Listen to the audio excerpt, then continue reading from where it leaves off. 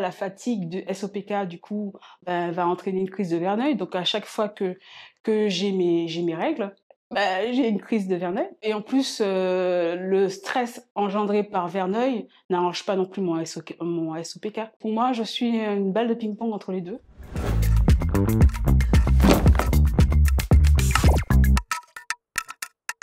Je m'appelle Géraldine, j'ai 53 ans. Je suis d'origine martiniquaise, je suis en métropole depuis 30 ans et je suis atteinte de 3 pathologies chroniques. La maladie de Verneuil, le syndrome des ovaires polykystites et depuis peu une polyallergie.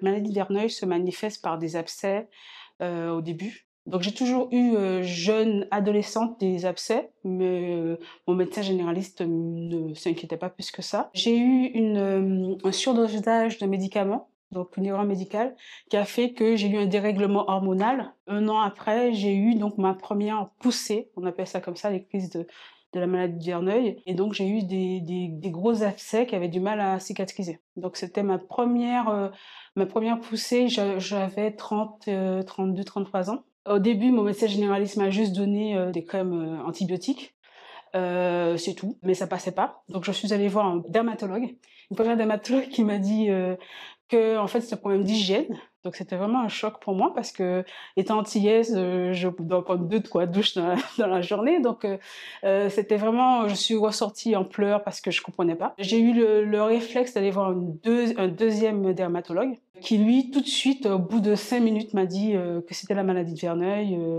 que j'avais pas à m'inquiéter, qu'il y avait un traitement.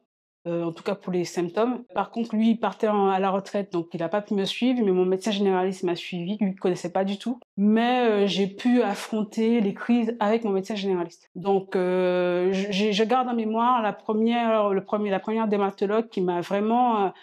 j'ai pris ça comme une agression en fait, parce que elle a remis en cause ma personnalité plutôt que de chercher s'il y avait vraiment une maladie. En plus, j'étais en surpoids, donc la première chose qu'elle a vue, c'était mon surpoids, alors que en fait, non, derrière, il y avait une vraie maladie.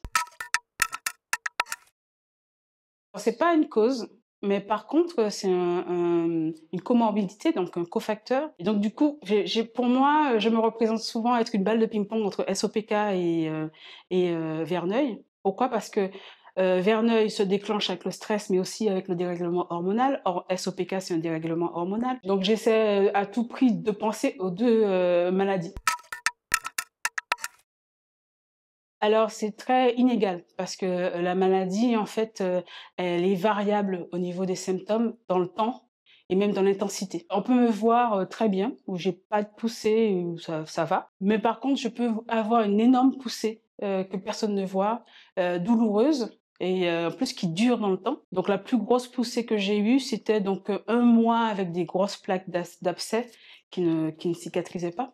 Dans le quotidien, ça peut aussi être, pas que c'est pas au niveau de la peau, ça peut être aussi des douleurs, même au niveau des articulations. Ça peut être de la fatigue et surtout un énorme stress parce que on a peur de salir les vêtements, de se mettre en maillot de bain aussi. Donc il y a plein de répercussions. Puis il y a aussi tout ce qui est odeur aussi. Quand on est malade, forcément l'odeur change. Donc moi j'avais toujours ce que j'appelais ma trousse Verneuil au boulot, même quand je partais en vacances.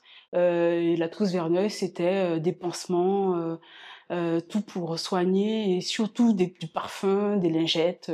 La plus grosse crise que j'ai eue aussi, avait atteint mes articulations et j'ai même eu du mal à monter les escaliers de chez moi parce que j'étais fatiguée, parce que j'avais mal aux articulations. Donc voilà.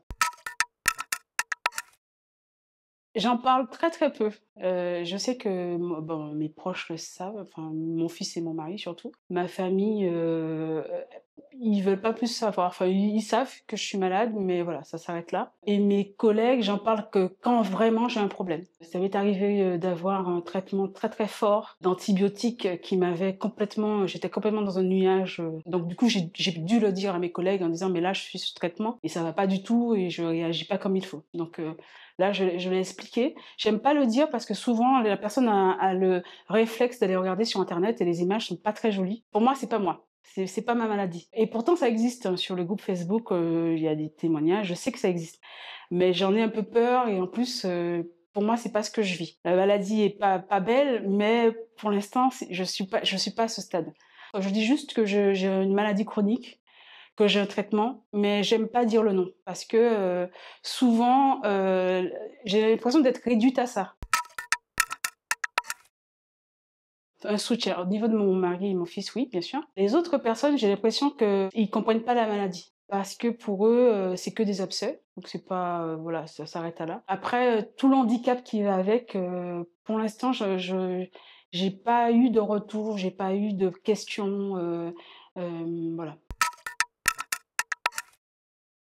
Malheureusement, je suis pas un bon exemple, en fait, au niveau de Verneuil parce que j'ai choisi de ne pas suivre de traitement. J'ai choisi de prendre des traitements que quand vraiment j'ai une grosse crise. Parce que moi, en 20 ans, j'en ai pris, hein, des traitements. J'ai pris les traitements qu'il fallait. Sauf que mon problème, c'est que c'est soit je choisissais mon boulot, soit je choisissais le traitement.